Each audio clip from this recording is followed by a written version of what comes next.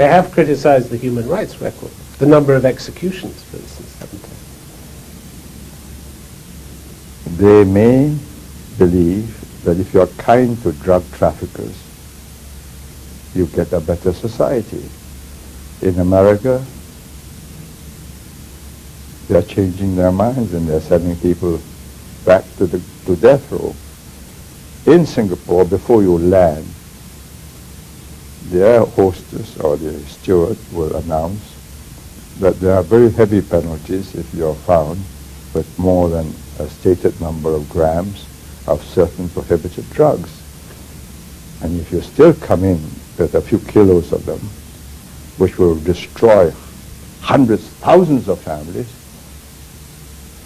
one death is too kind, because you're killing that family every day for years and years and years, that a daughter or a son is an addict.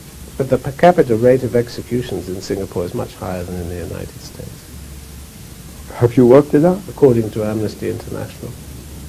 Have they worked it out Apparently. accurately? Per capita of what? Per capita of drug traffickers or per capita of population of Singapore? I am executing foreign drug traffickers. Let me tell you, the people who have been executed. Nigerians, because Nigerians are the most unlikely of drug traffickers in this Asian society. Dutch women traveling with African men. Dutchmen traveling with Chinese women. How do you calculate per capita? Per capita of Dutchmen entering Singapore, or per capita of Singaporeans as against Dutchmen? What's Amnesty talking about?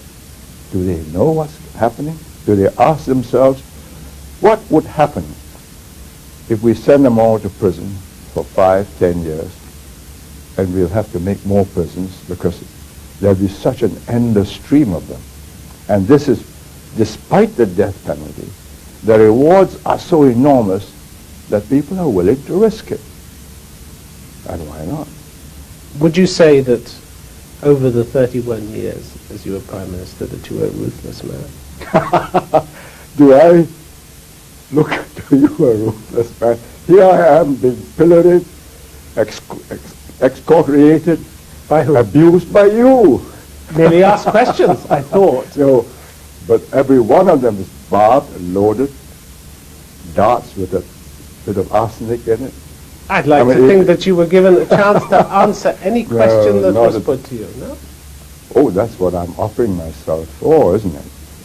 But if I were a ruthless man,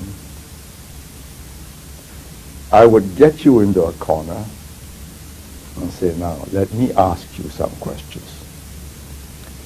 Why do you start with the assumption that your interviewee is always dumb and that you are smarter than him?